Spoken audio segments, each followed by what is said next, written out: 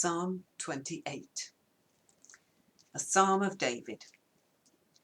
O Lord, you are my rock of safety. Please help me. Don't refuse to answer me. For if you are silent, I might as well give up and die. Listen to my prayer for mercy, as I cry out to you for help, as I lift my hands towards your holy sanctuary. Don't drag me away with the wicked, with those who do evil, those who speak friendly words to their neighbours while planning evil in their hearts. Give them the punishment they so deserve. Measure it out in proportion to their wickedness. Pay them back for all their evil deeds. Give them a taste of what they have done to others. They care nothing for what the Lord has done or for what his hands have made. So he will tear them down like old buildings, and they will never be rebuilt. Praise the Lord, for he has heard my cry for mercy. The Lord is my strength, my shield from every danger.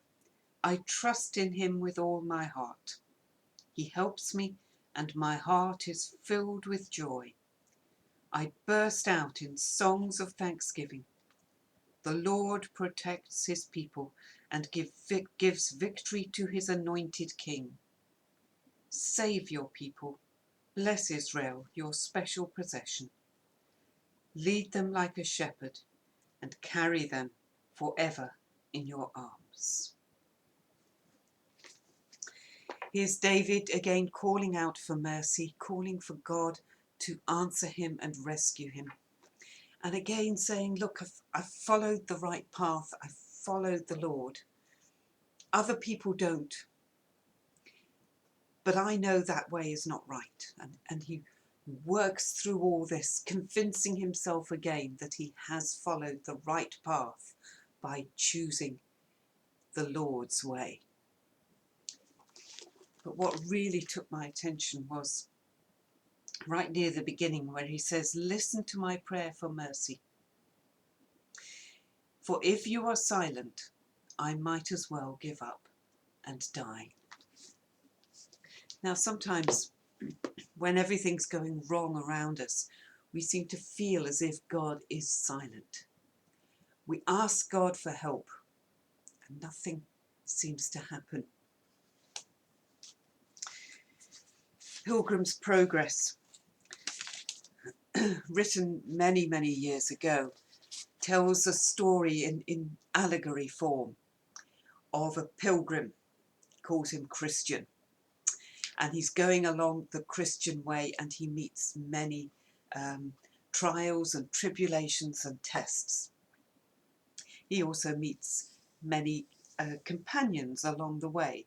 Some help him, some do not. Here's one who does help him. In the story he's called Hopeful. And Hopeful and Pilgrim come to a river of death they call it. And Hopeful is able to put his feet on the ground as they're in the river, and he knows that he will get safely to the other side. Christian panics.